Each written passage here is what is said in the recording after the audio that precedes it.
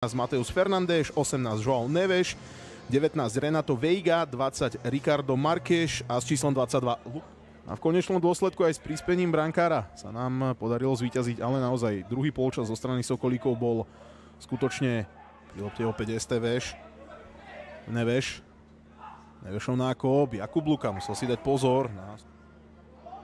Pekná kombinácia teraz na strane hostí, pozor je určite herne lepšie, ale ani z ich šancí si zatiaľ Filip Baláš nemusel robiť ťažkú hlavu. Myslel Dominik Holý. A prichádza faul od Joa Neveša. A na žlté karty bude vyrovnané 1-1.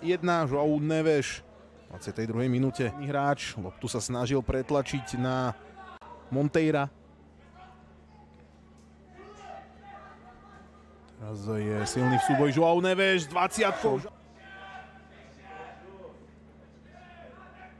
Fucalovo sa teraz snažil takým klobučikom prihrať opäť Neves na Markéša. Markéš.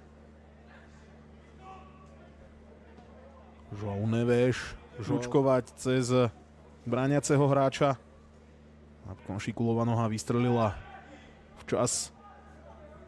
A zakončujúci Markéš sa z gólu radovať na Branislava Spáčila. Pozor ale teraz na Portugalsko. Vonkajškom sa pokúša. Britské ostrovy. Naši chlapci duel nezvládli. Podľahli nemeckému výboru vysoko 1-6. Neves versus Baláš. Joao Neves, ale našťastie vysoko Portugalsko. A teda skončíme na 3. mieste. Za tohto stavu samozrejme, ešte nepredbiehajme. Teraz pozor, brankár Baláš.